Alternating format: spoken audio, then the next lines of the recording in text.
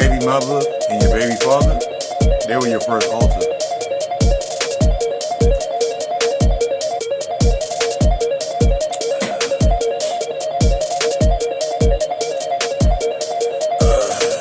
Your baby mother, your baby father was your first altar.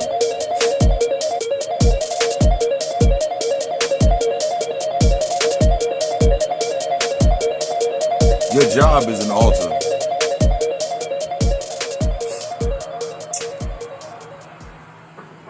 Your first house of residence was an altar.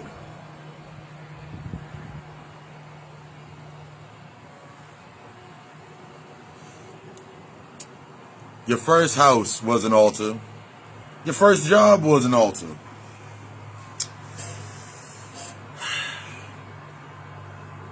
You don't hate Jesus.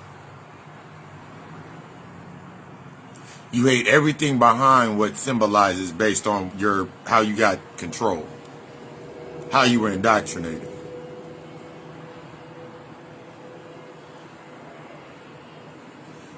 Today I want to talk about Grand Rising. Today I want to talk about, and we're going to get into emotional offerings and deification, or the deification process. Now, we've all heard it, and I thought about it when I was on my run. Made a couple posts earlier. You got to think about this.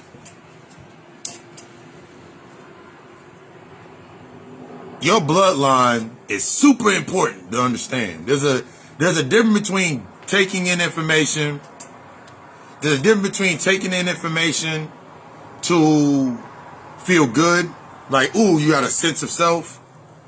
And then when you get into it with the information and you really start applying it, it's like going to go find your family lineage. It's like, I can talk about my family lineage, like as an example.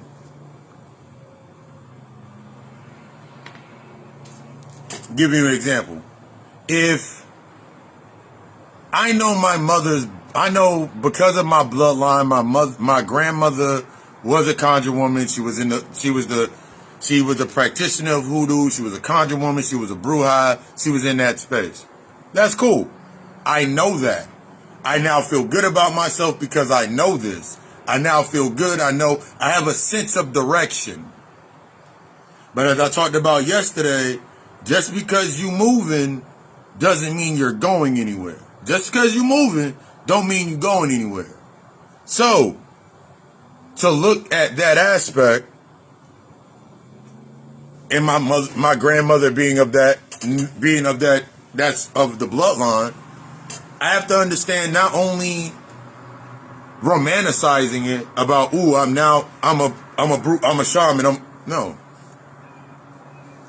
This is the importance of you doing the shadow work. Because the shadow work, you have to understand that if you aren't doing the shadow work, I don't care what you try to learn. You can go gain all the music, all the magic, all the spells, all the protections, all of these things. You can go get all of this stuff. You can go get all of these things. You can go down the line and get all of these things.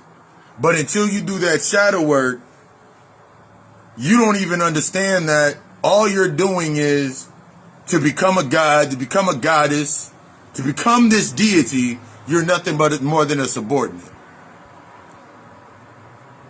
Today we're going to get into this deifying your traumas.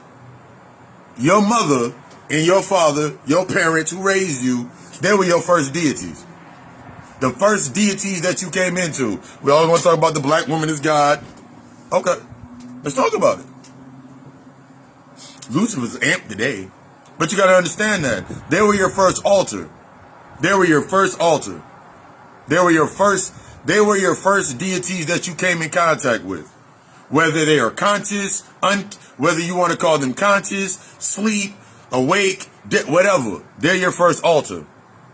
Remember, as a practitioner of working with the spirits, you work with the dead. You work with the dead. We work with the dead. So if they're dead, then you work with the dead in your mind because of this process. What do you think? What energy are you working with? I was one of my readings from last, one of my last readings, I was giving him a clarity reading, giving him a breakdown, and I said I had a conversation. I was like, imagine you not having the things that you need to get your crib. Imagine not having the things you need to go get your house, go get your crib. So you go and live at your mom. You go back to your parents' house. You gotta go stay back with your folks for a little bit. Everything's fine and good and dandy in the beginning because you're just now getting there. The time served of you being there. There's conversations like what happened, all of these things. You don't want to talk about it. Everything. Now you're wondering why you're feeling the way that you felt when you first went there inside of that space. So now the first time you was in that space, you felt anger, you felt doubt, you felt guilt. Everything that was around that catalyst of that trauma is still present in that space. It don't matter if they moved. It don't matter if they moved houses, moved uptown or whatever. That energy is still present.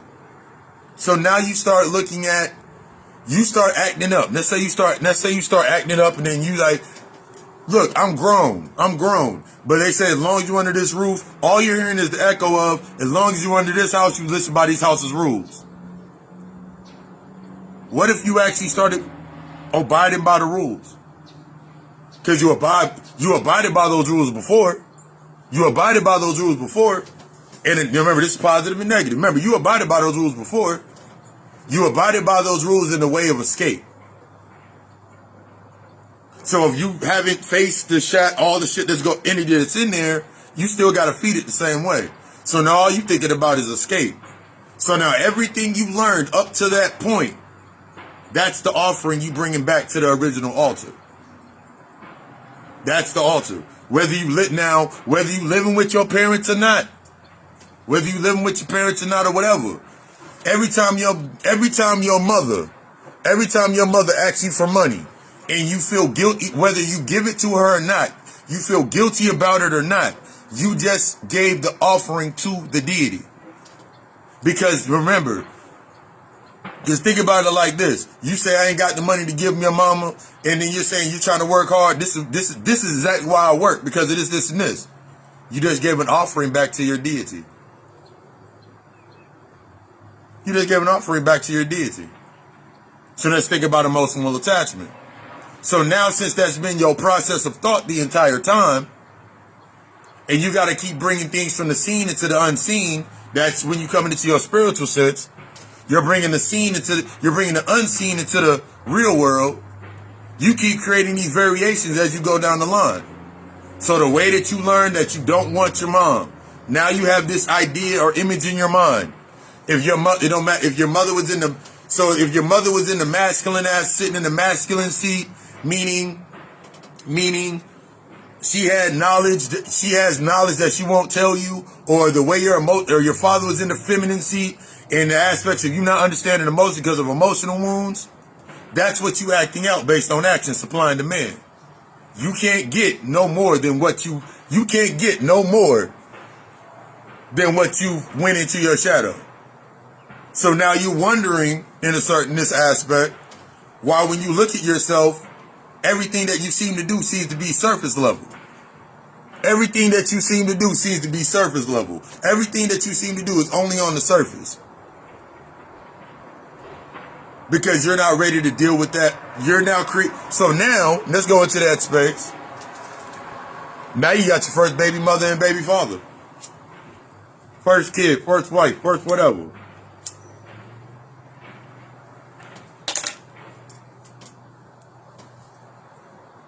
All based on the new rules or the subcontract, because now you a sub-entity, the subcontract to the contract that you just came from. And that subcontract sounds like, my parents did me dirty, your parents did you dirty, my parents did some things to me, your parents did our parents did some things to us, and let's promise never to do that to each other. So now that's the decree to your new altar. So now you built this altar. That altar, it needs offerings. It needs its own. Now you restarting the whole deification process all over again. So now you have a kid, new deity. You have another kid, new deity. They now they have the free will within the parameters of those same laws. The laws that you have not dealt with. Now you created another denomination to try to stay dominant over your life. Dominant or stay in control of your life. Now you created another denomination. So when you looking at everything, oh my God, there's so many, who's right and who's wrong. Everything's permitted. Everything's permitted until you want to actually get into the work, then everything gets scary. So this entire time, you got to really think about your bloodline. It's more than just the aspects of, to make me feel good. It's to really understand everything. What ancestor did what and when they did it and what they went through. It isn't about you saying, well, if I was in slavery times, I wouldn't have been a damn slave. They wouldn't have did that to me. They wouldn't have did that to me because they doing it to you now. That's what you get triggered by. Inside of your space, it's the same shit. The only reason you can't see it is because of that false sense of, ooh, it's different though. We got more laws. We're more. What are you talking about? It's the same shit. The reason I wanted to talk about this is because everything that you do, you're giving up an emotional offering when it comes to the aspects of prioritizing your work. Prioritizing your work. I had to understand for myself that until I thought to ask people to make me a priority in their lives was not that much to ask. Until I understood, until I really looked at it, I was like, till I started asking myself to make myself a priority in my life. To make my healing, to make my healing a priority in my life. Until I understood this, I always found myself like I always felt like I couldn't do right. The only reason I truly couldn't do right is because I wasn't making myself a priority in my life. The same emotional offerings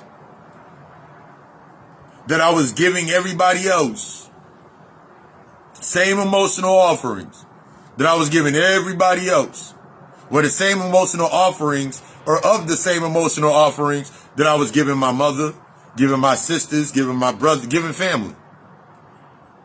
Because I deified, or I created a perception in my mind, or a totem to my trauma. As long as you keep deifying, as long as you're not dealing with the trauma, everything that you do is basically creating another totem for your trauma, for the event that has happened in your life, for the sexual trauma, for the negative, everything that happened. All you're doing is creating totems, i.e. the emotional voids. I asked two questions today. Would you die for yourself? And the question before that was, would you marry yourself? If you've been following me for a while,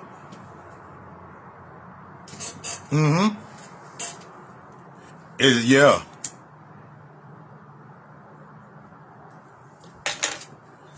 I asked myself the question. I already asked myself that question.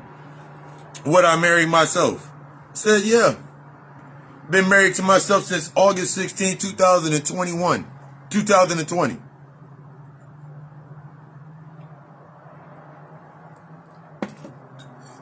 Since 2020. Been married to myself.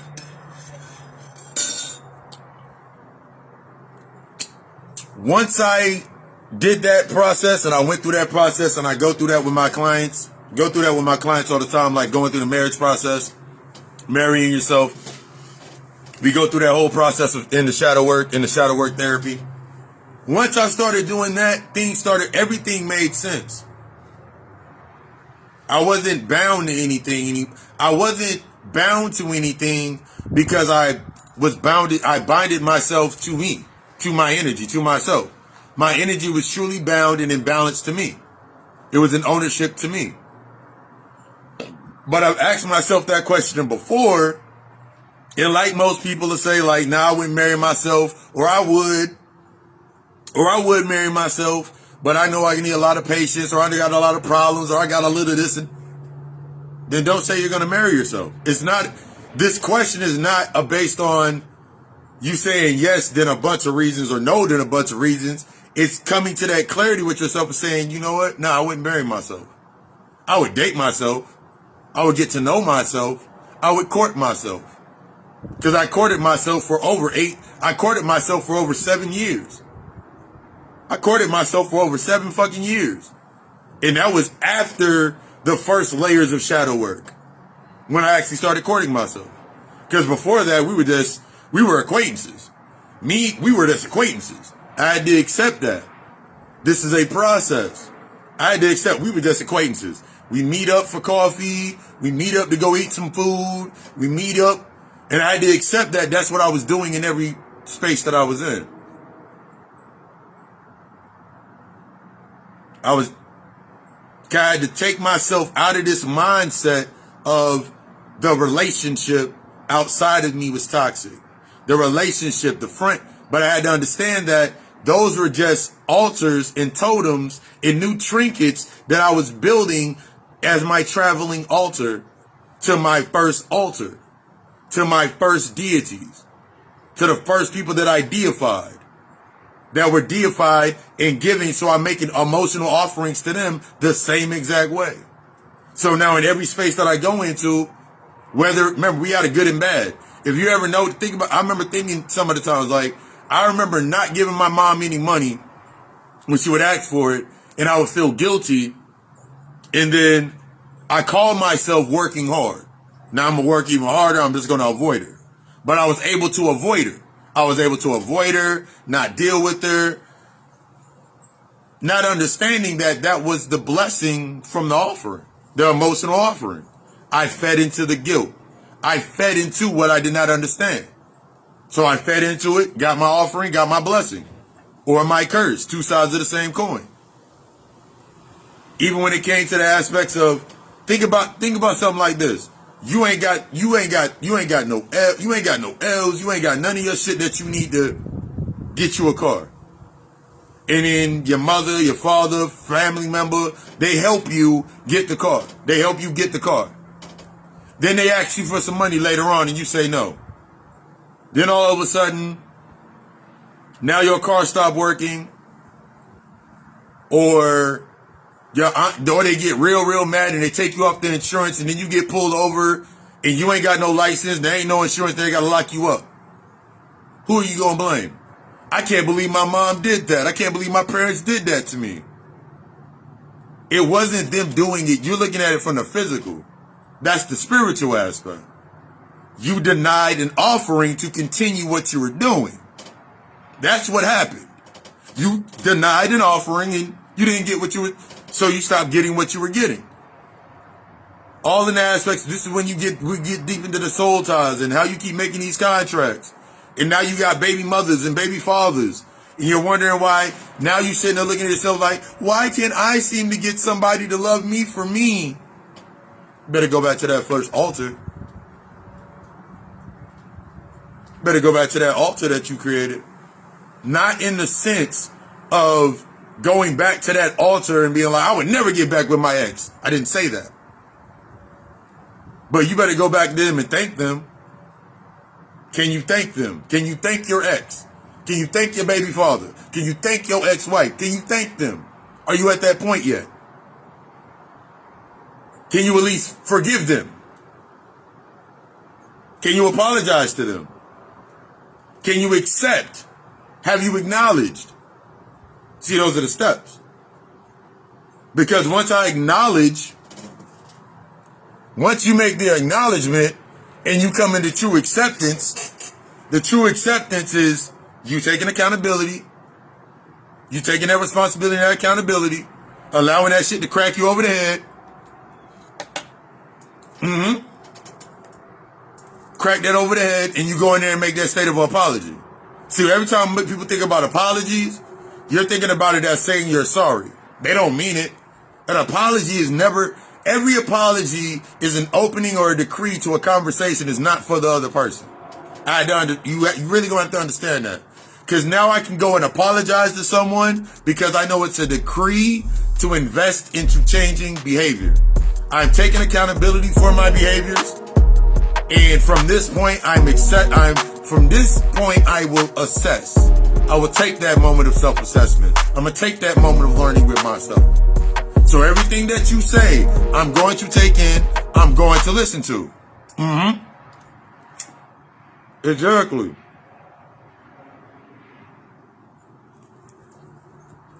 Because from that point, that's where your truth come in. Are you really doing the work? Are you really doing the work? Because we know what happens. You say you start changing, and I can't stand the motherfucker that keep bringing up my past. Why are you triggered by them bringing up your past? They're doing what they're supposed to do. Why are you triggered by them bringing up your past? They're doing what they're supposed to do. Because they're letting you know that if you're truly assessing yourself in doing this internal work, doing the aspects of separation, when they bring that up, it's either now a point of assessment. There's always going to be that point, that singular point of assessment, to they're projecting because they're still stuck in that point. The reason I'm triggered by this, and there's levels to that shit. The reason I'm triggered by this is because I'm not seeing them and they're not seeing me. The infidelity or whatever I did inside of that space, they're not seeing me right now. They're still acting from the first point because that's why I did it. This is how you start understanding it. I'm still acting from a neutral point, still pouring into my current life, my behaviors, my patterns, my habits that lead to this assessment. So from there, you got to make the decision. That's where the separation comes in. From that point, now you can say thank you. Can you say thank you for bringing that up? Thank you for bringing that up. Thank you for showing me what I needed to learn. Thank you. I appreciate you. And go on with your business. Can you do that? That's how you break down that statute of limitations, or you break down that altar. Now you can stop putting it, now you're going to stop putting emotional offerings into that type of altar, to that damn deity all the time. Now your energy seems to be able to flow more. Now it's flowing in a more upward direction. You're seeing growth. Things are changing. Things are breaking down. Everything's changing and cycling. You're like, oh shit. Because you went through that process. Remember, that groundwork is the process. That groundwork and that trust in that process, that's the groundwork. You're going to have to go back and deal with those aspects. You can go grab every deity that you want. And then you wondering why, now you wondering why the spirits is beefing in your house. And you like, every time my parents come over, my house the energy in my house get real thick. Those are clashing energies. Those are clashing energies. You're bringing new conduits into your crib and you ain't dealt with the old energy. What do you think the energy is going to flow through? There's a reason that you brought that into that space, because you were giving that energy, you gave that energy a home. It does exactly what you needed. It does exactly what needs to be done. But if you're not doing the internal work, the result you get is the result you get.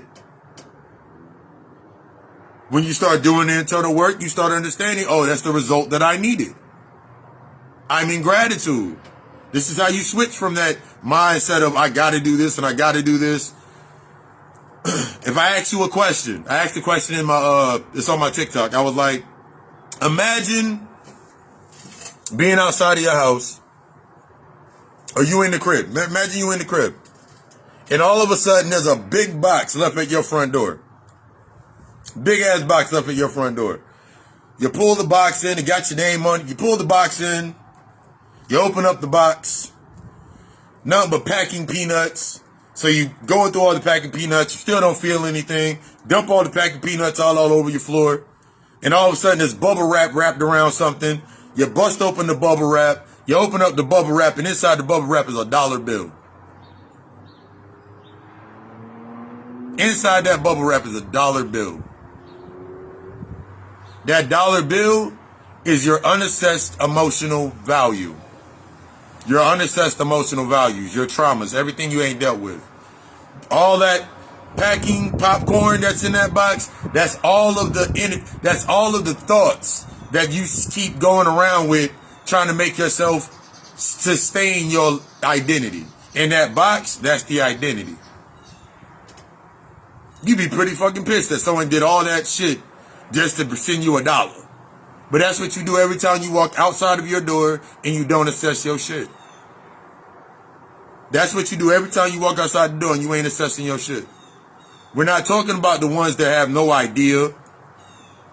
We're talking about the ones that know. You just hiding all, I don't know why things aren't working for me. You stuck in trying to get recognition for your thoughts and actions.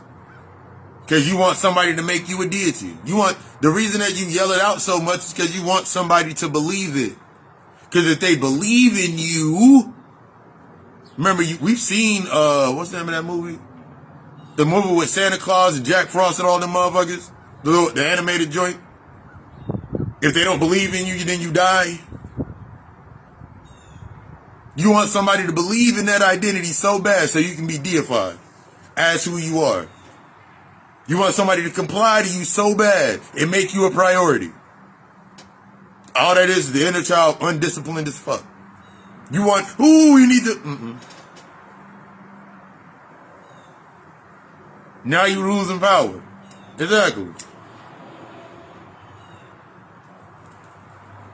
That's why after you leave a relationship, you feel worthless. That's why after you leave a relationship, you feel worthless. But then you call yourself seeking closure. I want you to think about closure don't exist. It's clarity. Closure, if you know anything about with anything dealing with electricity, I'm gonna give you a little short. Seeking closure is like basically I'm locking this energy into a certain space and building an altar at that space. I built an altar. Seeking closure is like building a new altar. So if I can go and directly say that it's because of this person, my baby mother, my baby father, just like my dad, my mom, my dad I never knew, whatever, that is the altar, is my thoughts become that altar, and they are the deity that sits on that altar. So when I get upset, when I get mad, when someone questions my manhood, questions my femininity, questions my masculinity, because I'm getting out of manhood, femininity, my masculinity, my emotions, or my thoughts my actions based on emotions, I can always blame it on something. I always can give it an offering. I always give the offering to my baby mother.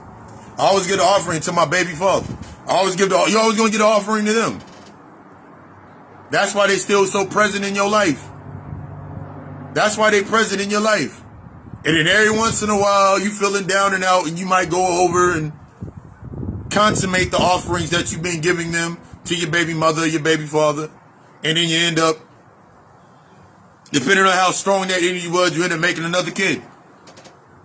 You make another totem to symbolize the consummation of that union.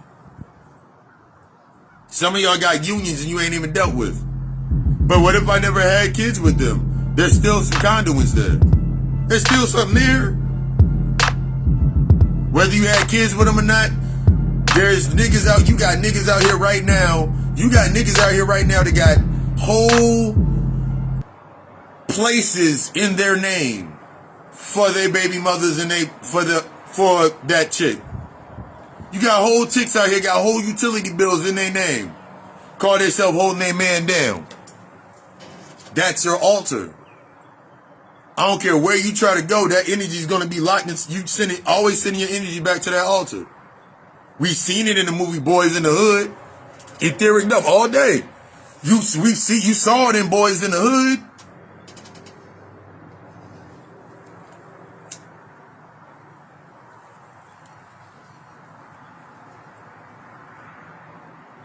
You saw it in Boys in the Hood.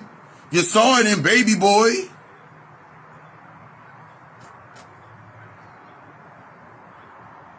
You see it in all the hood classic movies. But since you don't know what you're looking at, you want to go to something else and be like, hey, see, they talking about reptilians in there. The fuck that got to do with you right now? You a reptilian any goddamn way. What does that really got to do? I ain't that. Okay. Sure. Okay. You're not. Cool. You keep saying that. I own the fact that one of my past life regressions, I was down here for about 45 minutes. I was a snake.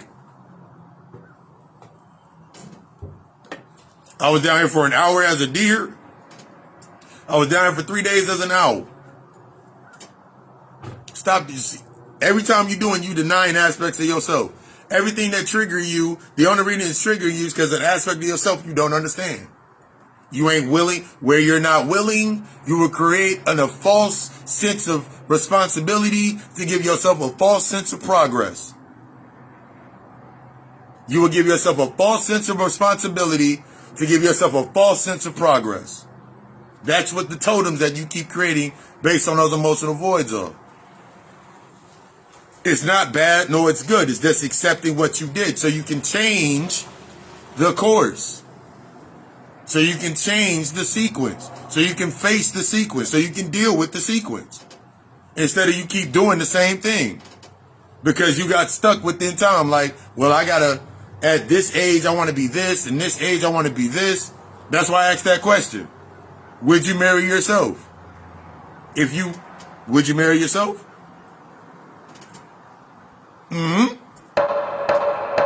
Down to pets. False senses of responsibility. You keep creating these false senses of responsibility to give yourself a sense of nostalgic feel good or nostalgic progress. Instead of dealing with the underlying issue. You keep creating these false senses of responsibility. You created these false senses of responsibilities to give yourself the false sense of authority over something. Don't that sound familiar? Because you can't face what you need to face. Don't that sound really, really familiar? I know it sounds familiar.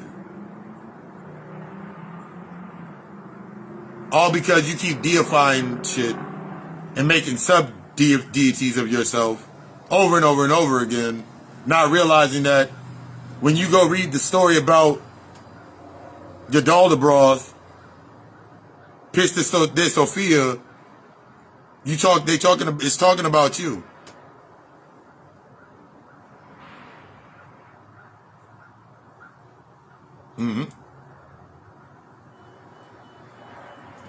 So now you out here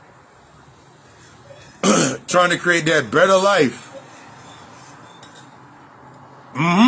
All avoiding you. All of it.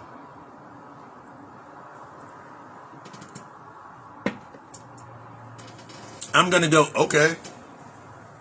Because I remember when I didn't have any clothes. I remember when all of it's avoiding you. This isn't going into the aspect of, oh my God, that's so fucking terrible that he said that. So you saying don't help people. I didn't say that. But everything has an intention. What is your intention when you do it? If my intentions aren't clear, then the result will not be clear. Your whole identity is a jealous deity. Your whole identities, every identity that you create is going to be jealous of. You only create the identity because you're jealous of some shit. You insecure about some shit. We only create these identities and all of this shit because there's an insecurity there. There's a jealousy there. There's a doubt there. There's a fear there. There's a regret there. There's a guilt there. And we don't want to face it. You ain't facing it, then Everything you doing is going to be based on you'll know when you're not facing it because you're going to be seeking that recognition. You want that false sense of recognition for your wound. Well, because the first thing you say when somebody says, oh, you helped out at the clothing drive. Yeah, I remember the time when I was homeless. And I remember back in the time in 96 when I was homeless and I didn't want to see nobody go through that same thing as me because I was going through some things. And then you avoid it in the conversation. You don't say what the fuck happened to you. You don't say it from a point of accountability. You say it from a point of like, yeah, I had a hard life. It was hard out here. And then you sound like the nigga that you see on TV that you mad at. That you sound like the entertainer on TV that you mad at for not helping your hood. That's what you sound like. That's why you don't like the motherfucker. They don't do shit for our hoods. They don't do shit for our family and our lineage. They're not a part of your family and your lineage. Do you even know your bloodline? Do you understand your lineage? Do you understand what was initiated inside of the lineage for you to get here? All of these aspects that you're looking at, this is the aspects when we get deep into your shadows. Demystifying that book, demystifying, you've been journaling for a couple of months. Okay. What have you been doing after you journal? We do the same shit over and over and over again. Trying to keep something, because we're bound. If I'm bounded to something, guess what I will create? I only can create things based on bindings.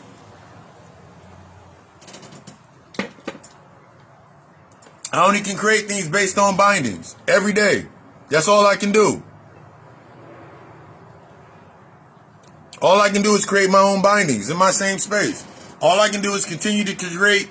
All I can do is to continue to create these substructures and these subordinates to me. So I can give myself a false sense of progress, false sense of feeling. But in reality, when I sit there alone in the space, I'm scared, I'm shivering, I can't go to sleep. I don't sleep good. I don't eat good. I don't think well. My process is off. And then I wonder why my life is the way that it is. Because I don't want to accept that I've deified and created all this in my space. I've created my own fucking reality. I've created my reality through me being my own opposition. Being my own... I'm stopping myself. I'm stopping myself. I'm locking myself down. I'm holding myself back. I don't want to accept that I'm holding myself back. Because that means I got to accept I got to accept how I learned to hold myself back. My thought process of what success was. All of these things you keep telling yourself, and then you keep giving man, I got a new TV in the house. Okay, cool.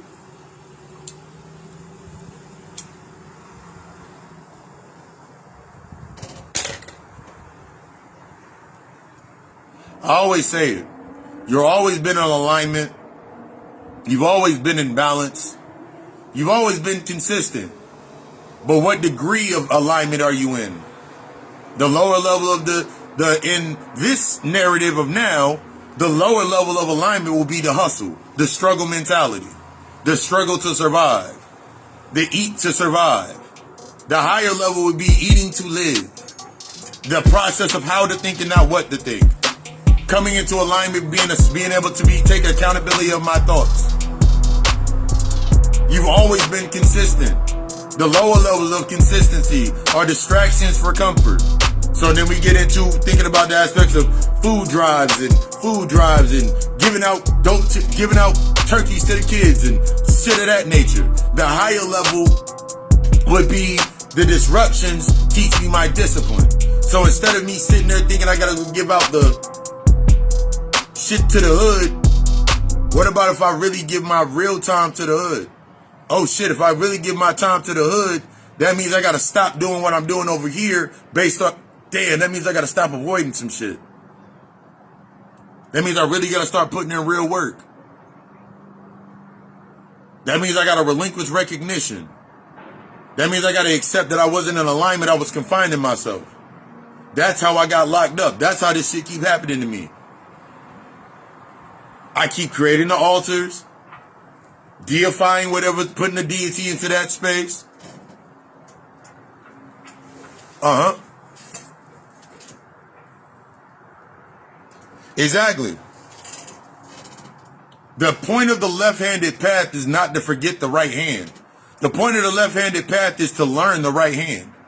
The left-handed path can use and assess the aspects of the right hand in order to bring balance. Because if I just jump right over here to the left-handed path and leave my right-handed down here, I'm out of balance. So now don't matter what I'm doing over here, I'm rising up over here, grand rising. I'm rising up over here, but everything else seems to keep going down. My whole life seems to be all in shambles and all this other shit. It's needed, but the longer that I'm not assessing it as long as I'm not assessing this fall, exactly, you get stuck in that paradox because you ain't in balance. I must understand this aspect, this tree, these roots that were created in order for me to rise to my highest self in balance. Because if you look at the left-handed path, people look at the left-handed path or the knowledge, the occult, Kemetic, all of the sciences, all of that's the masculine aspect. All of that's the masculine aspect. None of this can be applied without the feminine aspect. The creativity itself. None of this can be applied to become creativity, to become wisdom, to become guidance, to become the balance. So you stuck on this side and not doing this? Okay, cool. You want to keep deified? Nigga, I'm a god, nigga. Okay, cool. You need someone to believe that you're a god in order to even be a god. You need someone to believe that. That's why you say it so much to convince yourself. The same way that you keep calling yourself a good person. As a way to deny all the bullshit that you've done. All the fights you've been in, all the bullshit you didn't have going on. Keep doing what you're doing. Keep doing what you're doing. Or you can start that investment in the now. You can put that work in the now. Put that investment in the now. Embrace this process. Embrace this process. Embrace this process totally and submerge yourself into yourself. That's the intimacy that you seek. That's the intimacy that you seek. That's the relationship that you seek. That's the job, i.e. the work that you seek. That's what you're seeking. And as long as you're seeking it outside of yourself, you'll be separated away from yourself. So even when you're inside of spaces, you still have a fear of being alone because you have not been intimate with yourself. Until I became intimate with myself, I was always alone. Always scared, always in fear, always in doubt. I couldn't sit comfortably inside of my perspective. To change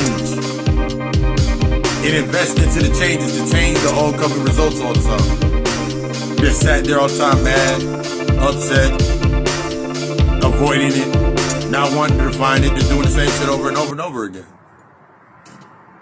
So from this point, you got that choice.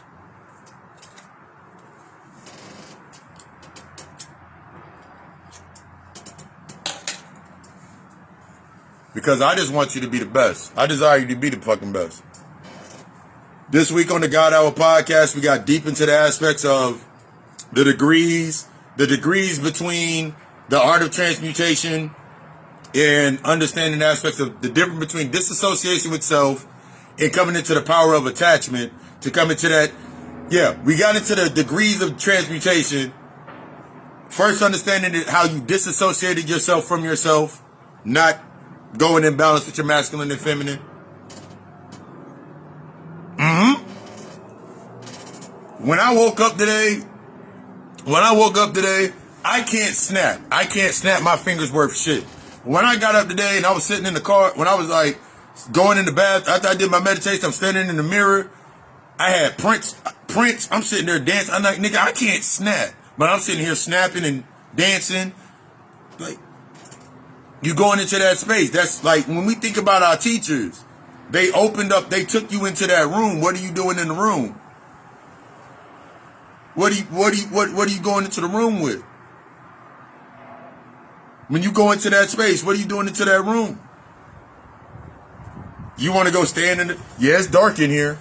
That's basically what it looked like. In my mind, I visualized ones that when I visualized myself, because you had to catch yourself and say you weren't shit. I visualized myself taking teachers from Baba Himmet, from taking these informations, and I'm sitting there like intellectualizing it. So I'm standing in the room in the dark. I'm like, yeah, it's kind of dark in here. Who's gonna turn the light on? You gotta accept that but in order to go forward, you gotta accept that you weren't shit. You gotta take yourself off that pedestal that you put yourself on. That identity you put on the pedestal, you gotta take that shit off. You gotta accept that you're not a 10. You gotta get real honest with where you're at, with yourself. Because that's why I always say, that's why this healing is destructive. You are deserving of everything that you desire, but you're not entitled. And the level of honesty that you gonna tap into, is going to challenge and become oppositions to everything you believe that you were entitled to. Because I desire you to be the fucking best. Everything from readings, consultations, setting up that consultation, all other spiritual service and rituals and all that good stuff. Hit me up in the inbox. Let's start a dialogue. Let's see where you at and let's see where we can get you. I'm only guiding. I'm only pointing. This is impartial. This is everything that I create, everything that a true God, everything that a God, a titan, a shaman, an alchemist, as an occultist, as you remove all of those titles, you start to realize that everything you create is impartial. So I create this live, you come in, I create this product, I create this entry, it's of free will. The creation is of free will. You can have the choice whether you want to go forward or you want to, that's your choice. If you return, remember I always talk about the baby brain, I ain't coming back here. So when you return, this will be here when you get back, but I will not. There's no going back. I love you. We love us. Asha.